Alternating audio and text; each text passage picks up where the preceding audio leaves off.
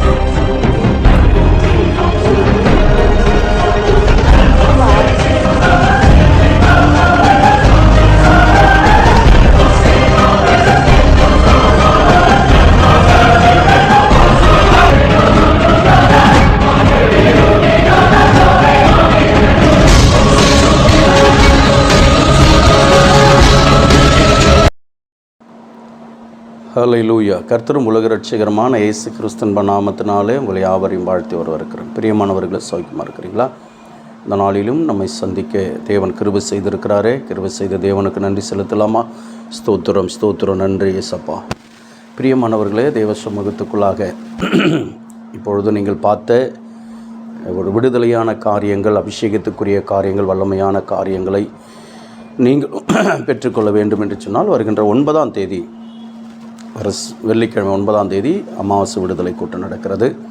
இதில் நீங்கள் கலந்து கொள்ளுங்கள், விடுதலை பெற்றுக்கொள்ளுங்கள், அபிஷேகத்தை பெற்றுக்கொள்ளுங்கள், அற்புதத்தை பெற்றுக்கொள்ளுங்கள். அல்லேலூயா. கர்த்தருக்கு மகிமை உண்டாகட்டும். இந்த நாளிலும் சங்கீதங்களின் புஸ்தகம் 73வது சங்கீதம் 23வது வசனம். ஆனாலும் நான் எப்பொழுதும் உம்மோடு இருக்கிறேன், எனது வலது கையை பிடித்து தாங்குகிறீர். ஆனாலும் நான் எப்பொழுதும் உம்மோடு கூட தான் இருக்கிறேன், என் வலது கரத்தை பிடித்து நீங்கள் தாங்குகிறீர். இப்போ ஆனாலும் அப்படின்றதுக்கு முன்னாடி நான் எப்பவுமே சொல்லுவேன், முன்னே இருக்கிற வசனத்தை பின்னாடி இருக்கிற வசனத்தையும் நீங்கள் அறிந்து ஆராய்வீர்கள். ஆனால் ஆண்டவர் அதனுடைய அர்த்தத்தை நமக்கு தெளிவுபடுத்துவார். ஆனாலும் அப்படின்னா என்ன? ஏதோ ஒன்று நடந்திருக்கிறது, அங்கே ஏதோ ஒரு சம்பவம், ஆனாலும்பா அப்படின்னு சொல்லுவோம் இல்லையா? அப்போ என்ன நடந்திருக்கிறதுனா, நான் காரியம் அறியாத மூடனானேன், உமக்கு முன்பாக மிருகம் போல் இருந்தேன். ஏதோ மடத்தனமாக அறிவு இல்லாத ஒரு மூடனாய், ஒரு மிருகத்தை போல அவன் நடந்து கொண்டிருந்தாலும், என் அன்பு தேவ பிள்ளை தாவீது தேவ சமூகத்துக்குள்ளாக ஆண்டவர் சொல்கிறாரு, இன்றைக்கு அப்படிப்பட்ட நிலைமையில் நீ ஒரு வேலை இருந்தால் கூட, இந்த சங்கீதத்தில் வாசிக்கிறது போல நீ இருந்தால் கூட, நீ ஒன்று தெரிஞ்சிக்கப்பா, நீ ஒன்று அறிந்துக்கோ, நீ ஒரு காரியத்தை நீ என்ன பண்ணு, என் கிட்ட மாத்திரம் இல்லை, எல்லாருக்கிட்டையும் சொல்லு, நான் அப்படி தவறாக நடந்திருந்தாலும் என் கர்த்தர் என் வலது கரத்தை பிடித்து நடத்துகிறார். அல்லேலூயா. என் வலது கையை பிடித்து தாங்குகிறார் என்று சொல்லு. அல்லேலூயா. என் அன்பு தேவப்பிள்ளை, எவ்வளோ ஆனாலும் நான் எப்பொழுதும் உம்மோடு இருக்கிறேன். ஆண்டவரே, நான் அப்படி கொஞ்சம் மிஸ் ஆனால் கூட நான் உங்கள் கூட தான் இருக்கிறேன்ப்பா, எங்கள் கூட தான் நான் இருக்கிறேன், சரிங்களா? என்னை கைவிடாதீங்க, என்னை தாங்கிக் கொள்ளுங்க. இந்த மனப்பான்மை, இந்த ஆசாப்புக்குள்ளாக இருந்த இந்த வார்த்தை நமக்குள்ளாக இருக்குமானால், நிச்சயம் ஆண்டவர் ஒரு நாளும் நம்மை கீழே விழுவதற்கு விடவே மாட்டார், நம்மை தாங்கிக் கொள்வார். அல்லேலூயா. செபிப்போமா? மகா இரக்கமும் கிருபை நிறைந்தவர்கள் அல்ல ஆண்டவரே, நாங்கள் மூடனாக இருந்தாலும், மதிக்கெட்டு போய் இருந்தாலும், மிருகத்தனமாக இருந்தாலும், ஆண்டவரே பாவியாக இருந்தாலும், உம்மோடு கூட நாங்கள் இருக்கிறோம் அப்பா. எப்போதும் உடைய கரம் எங்களுடைய வலது கரத்தை பிடித்து தாங்குது. அதற்காக நன்றி செலுத்துகிறேன். நாங்கள் ஆண்டவரே அந்த மூடத்தனத்திலிருந்து, அந்த அறியாமையிலிருந்து, அந்த மிருக குணத்திலிருந்து விடுதலையாகும்படியாக கர்த்தர் ஆண்டவரே எங்களை விடுவித்து நடத்தும்படியாக ஜெபிக்கிறேன். இப்பொழுதும் ஆண்டவரே ஒவ்வொரு பிள்ளைகளையும் எங்களை தாங்கி கொண்டிருப்பதற்காக, ஒவ்வொரு பிள்ளைகளையும் கர்த்தர் தாங்குவதற்காக, எங்களை தாங்கி கொண்டிருப்பதற்காக நன்றி செலுத்துகிறோம். ஆசீர்வதியும் பலப்படுத்த பாதுகாத்துக்கொள்ளும். இந்த நாளில் பிறந்தநாள் திருமணம் கொண்டாடுகிற ஒவ்வொரு அன்பு பிள்ளைகளுக்கு ஜெபிக்கிறேன். ஒவ்வொரு அன்பு பிள்ளைகளையும் பிதா குமார பரிசுத்த ஆவி நாமத்தினாலே நான் வாழ்த்தி ஆசீர்வதித்து நான் ஜெபிக்கிறேன். ஆசீர்வாதத்தின் கரம் கூட இருக்கட்டும். ஒவ்வொரு ஊழியர்களுக்காக, சபைகளுக்காக, சபை மக்களுக்காக ஜெபிக்கிற ஊழியங்களுக்காக ஜெபிக்கிறேன். ஊழியங்களை ஆசீர்வதி இயேசுன்றதை இயேசு நாமத்தில் ஒப்புக்கொடுத்து அர்ப்பணி ஜெபிக்கிறேன். நல்ல பிதாவே, ஆமென். அல்லேலூயா. கர்த்தர் நம்மை ஆசீர்வதிப்பாராக. ஆமென். கர்த்தருடைய நாமத்துக்கு ஸ்தோத்திரம்.